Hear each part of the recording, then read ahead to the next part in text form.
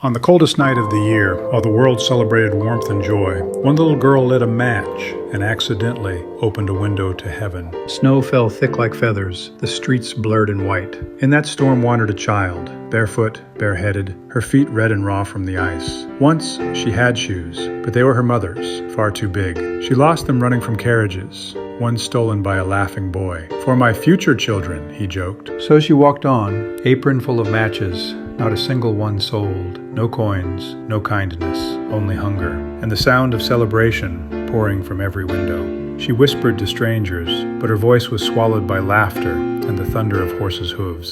She thought of home, a single room, cracked walls, and a fire that barely breathed. Her father sat in silence, his voice sharp, not from cruelty, but the ache of endless hunger. She knew what would happen if she returned, the anger, the shame, so she stayed outside. Between two tall stone walls, she found a corner, dark, forgotten. Her fingers trembled. Her breath came in clouds of white. She looked down at the matches. "Just one," she whispered. A tiny flame flickered to life, golden, alive against the blue night. And for the first time that evening, she smiled. Before her stood an iron stove, its orange coals glowing like magic. She reached for the warmth. But the flame died, and the vision faded. She lit another.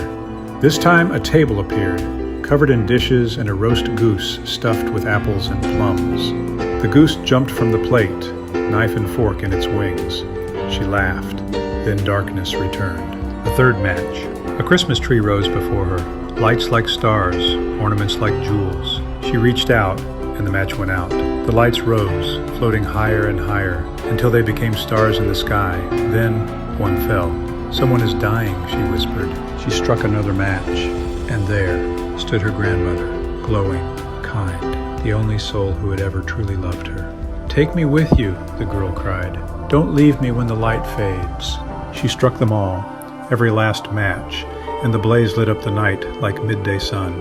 Her grandmother opened her arms, held her close, and they rose, through the snow, through the dark, into a world with no cold, no hunger, no pain.